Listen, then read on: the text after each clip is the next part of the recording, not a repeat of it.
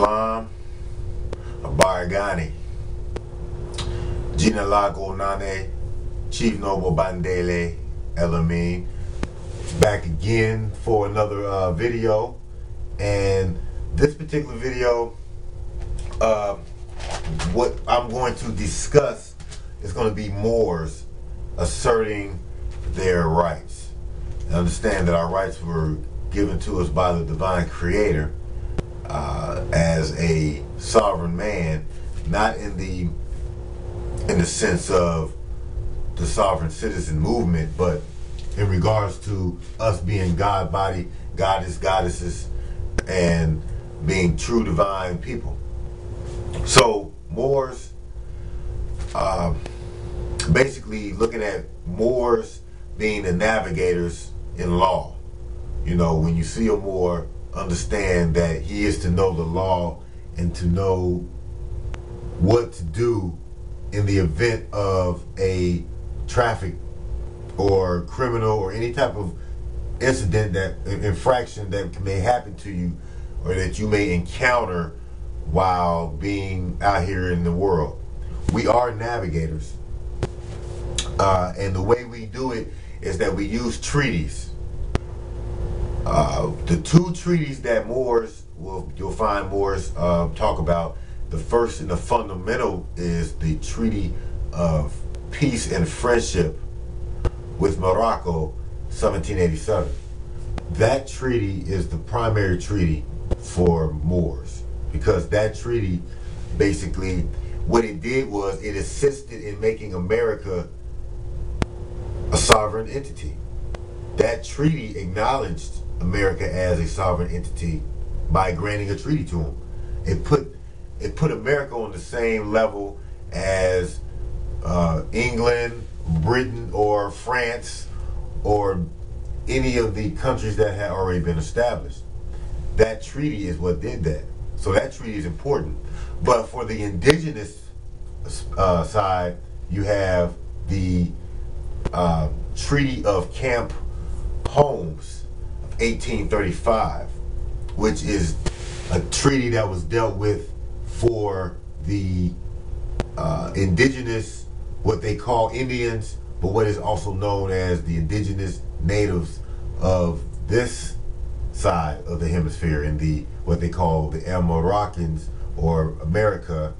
This over here is the indigenous Washita or Yamasee, or different aspects of the native indigenous aspect. So those are the two treaties that Moors will use or should use in the event of any legal action. So with that treaty will allow you to use Article 6, Section 2 of the U.S. Constitution. That article basically says that treaties are the highest law of the land, and that judges have to adhere by that. So a key is to try to invoke the treaty as an indigenous Moorish individual. The other aspect of law that is also a reflection of the status of a Moor is the Journey of House of Representatives of South Carolina, 1789-1790.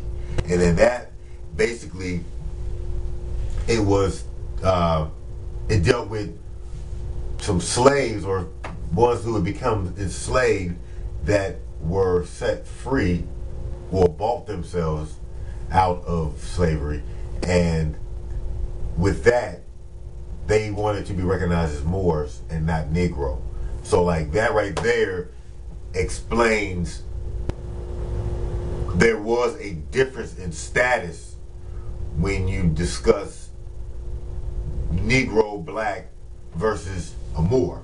So, but what basically that journal was saying was that if a Moor would commit a crime, that it would be tried by the same laws as a citizen of the state. Okay, so in 1789, you know, slavery was in full effect, and Negro, black, and colors didn't have any regard to have the laws. They didn't have any constitutional laws that applied to them, you know, and that can be found in the Dred Scott case later, where he basically laid it out and said that. But these are some of the legal aspects that show the connection to the Constitution, to treaties, and, you know, to historical law. That is a part of the Moors, and they're asserting their right to be freemen on the land, to have the same status as any other person with nationality, and not being subject to these Negro Acts or to, you know, 14th Amendment adhesive law, you know. So, but not to get too deep, but the main purpose of this was, how do Moors assert these rights? How do Moors assert their protections under treaties and through the UN Constitution, these type of things? How are they able to do that? Well, first of all, we look at we're going to look at traffic stops. You know, a lot of us Moors, being that we've officially became Moors, or that we Moors in heart, that, or what you call black, they're getting stopped, you know, by the police, and, you know, many of them will not, they don't know what to do.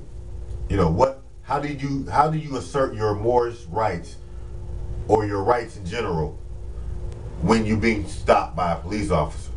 So, like, for example, say you ran say you're speeding, or you ran the red light, and a police stops you. Now, does he have probable cause? Well, maybe he does in his eyes. He has probable cause based on the way, if you violate an infraction. So, you know, if he sees you run a light, regardless of who you are, generally he's going to stop you for that. Now, the key is, when you are stopped, how do you deal with the police from that point?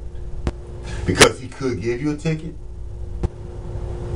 or it could go even further. A lot of times you get stopped by the police, he'll say he'll smell marijuana in the car, and then he'll search the car, find an ounce and a scale and all that, and now you going to jail and got a case. Now, I'm not condoning or saying that that's what you should be doing, or if that's what you are doing. However, you know who you are, and many of us have been out here doing it. So,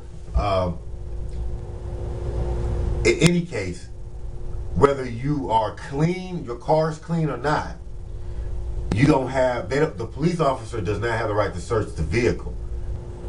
So, like, say you get stopped by an officer, first thing you do is you give them your ID. Now, for these who are Moors like me, what I do is I give the officer my Moorish ID. My Moorish ID is basically a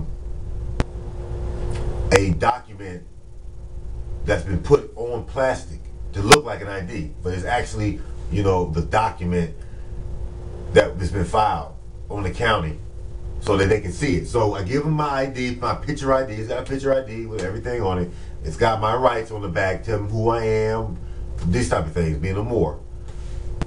And I give them my insurance. Now, you know, many of us don't want to ride around, they don't have insurance. If you don't have insurance, that's going to send a flag off to the police officer right there. If you don't have insurance, they'll be ready to take the car, or ready for you not to drive, but they're going to give you a ticket, period. Now, I understand that, you know, we free man on the land and this and that. Now, I'm not saying that you have to get a insurance, but, you know, maybe get a bond, because if you do hit someone else's automobile, you have to use a bond or something to compensate that person. You know, under the Constitution, you have to compensate somebody's, if you damage somebody else's property. So if you damage somebody else's property, you want to be covered. So you give them, and also it gets the police officer off your tail because he sees you got an ID, even though the ID is Moorish and it may not be a driver's license, but we understand that we're not driving and we are traveling, and that we don't have passengers, we have guests in our automobile, and the automobile is not a motor vehicle, so that they understand that, overstand that when they get the ID. When you get stopped, they say, well, do you have a license? No, officer, I do not have a license. I have my ID, Moorish ID. You tell them you're part of your Moorish community and that you are covered under international law. Now, outside of that, you give them your, like I said, you give them your insurance card. That's going to help ensure them that, okay, this person has insurance, so he's, you know, his car is covered. That definitely takes a lot out of the equation, out of a traffic stop. So now, say he's suspicious of you. He says, may I search the vehicle? Now, searching your vehicle, he needs a warrant to search the vehicle. A vehicle cannot be searched unless he has probable cause. Now, what is probable cause? Probable cause is if an officer sees an ounce of marijuana sitting on the seat, he sees you know, some kind of paraphernalia sitting on the seat, he sees a gun on the seat, or he sees something that is deemed illegal or unlawful. He actually sees it, or he smells it. He smells something. He smells marijuana. He smells kush, all that. Then he's gonna want to search your vehicle. So when you get stopped, you give the ID and you crack your window an inch, just enough, an inch, just enough that the officer can get the information. You sit there, you wait. He comes back. If he starts asking you questions, what are you doing? Who are you? Blah blah blah. You say, sir, am I under arrest or am I free to go? You do not want to. You do not want to say anything that would incriminate you. So, for those who may have been drinking and driving, the DUI, you do not want to be stopped and say, "Have you been drinking?" And they reply, you answer, "Well, I had a couple beers." You don't want to say anything. If you lie to the officer, then you can be in trouble for lying. And if you tell them the truth, you can get in trouble. So the best thing to do is to stay silent and reply back with a question. So if the officer says, do you know why I stopped you? You say, "Sir, why did you stop me?" You don't answer. If they ask you questions that incriminate you, you stop and you say, "Well, officer, am I under arrest or am I free to go?" If they if they want to search your vehicle, you say, "I do not consent to a search." Okay, these are some of the phrases you use. So you're giving the officer your information. This goes back to the car. It comes back, asks you some questions. You ask him if you're free to go. If he asks you, "Can I search the vehicle?" You do not consent to searches. Say he asks you to get out the vehicle. You get out the vehicle. Understand that this is not to disrespect any officer. When you get stopped by an officer, you should give the officer respect. That doesn't do anything by having an attitude with the police officer. It doesn't change anything or make it, all it does is make it harder on you to actually be able to deal with this. So you learn not to say anything, say as less as possible to the officer, and have respect for the officer. And if the officer asks you to get out the car, then you just say, "I do not consent to searches." You close the car door. Okay? You lock the door. If he asks you, you get out the door. You get out the car. You lock the door. If he pats you down, he can only pat you down for weapons. An officer is not legally allowed to go into your pockets unless he feels that there's a weapon in the pockets. Now, at that point, you need to say, I do not consent to searches. You need to say these things. Now, if he does, he may continue to search your vehicle, or not your vehicle, but your person. He may continue to search. You may go in your pocket. But if you say, I do not consent to searches, then you have put on record, so that when you go back to court, because that's the thing, if you do get a ticket, or if he finds something in your pocket and he tries to use it against you, you did not consent. Most of the time, we consent to letting an officer do these things to us. We get scared, because we don't understand our rights, or that we just get scared and we allow them to knock us off our square. But you have to stay on your square, and you have to stay noble and with a certain type of dignity about yourself. Because the minute you begin to go violent on the officer is ready to use force. So using force against you is something that they're used to doing. You do not want to create any atmosphere that will create that type of attitude. So you must remain calm and at peace with yourself, as a goddess body would do, as a Moor would do. And you make sure that you cover all your bases. You cover all your rights of assertion. You do not let them consent, so that when you go to court, you can say, I did not consent. I want a motion to suppress. He violated your Fourth Amendment. So understand the Fourth Amendment.